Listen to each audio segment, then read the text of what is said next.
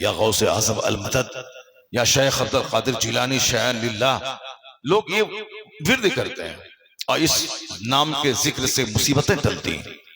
और आज सारी दुनिया में करोड़ों लोग अपने नाम के साथ लफ्ज़ कादरी लिखते हैं। मैं अब्दुल कादिर जिलानी का गुलाम हूं, उनका मुरीद हूं। मैं अब्दुल कादिर से कादरी हूं, मैं कादिर से कादरी हूं मैं।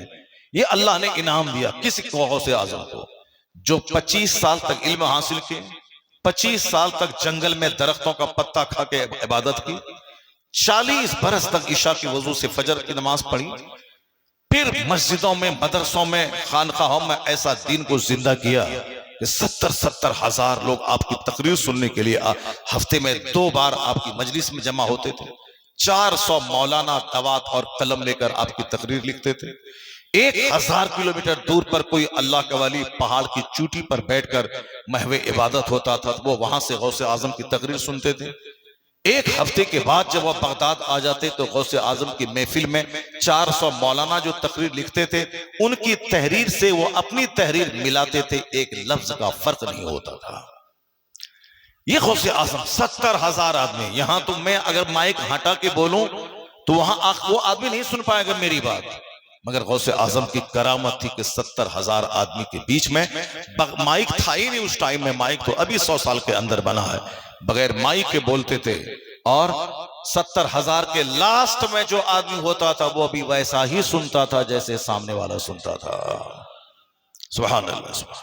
ये इनाम अल्लाह ने दिया था, इबादत का इनाम, रियासत का इनाम, दीन की खिदमत का इनाम, रात दिन दीन के बारे में सोचने का इनाम के वो दुनिया से चले गए, मगर आज तक उसने दीन को ऐसी जिंदगी दे दी कि दीन के सदके में उनका नाम जिंदा हो गया।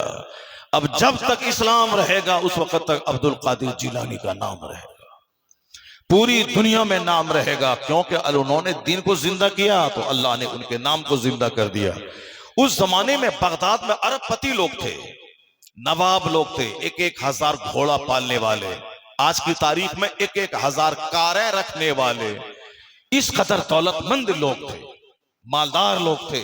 लेकिन उन मालदारों का नाम मैं नहीं जानता हूं, उन नवाबों का नाम आप नहीं कभी तकरीर में सुने होंगे, जिनके पास 1-1 हजार एकड़ जमीन थी, शहर में मकान, देहात में मकान, फार्म हाउस, बड़ा बड़ा मकान, सब कुछ था उसके पास, लेकिन उनका नाम मैं नहीं जानता हूं।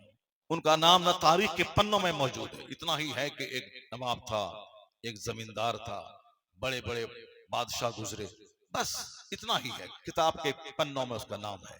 लेकिन जिस फकीर ने जिंदगी भर जौ की रोटी भी ठीक से नहीं खाई, जिन्होंने लंगर चला के दूसरों के खाने का इंतजाम किया, खुद अपना वतन ईरान छोड़ा, बगदाद आ गए, वहां इल्म हासिल किया, रात की नींद कुर्बान की, सिर्फ लोगों की इस्लाह करते रहे, कैसे लोग अल्लाह वाला बन जाए, कैसे लोग इस्लाम वाला बन जाए, कैसे लोग गुनाहों को छोड़ दे, कैसे लोग जन्नत की फिक्र में जीने लगे।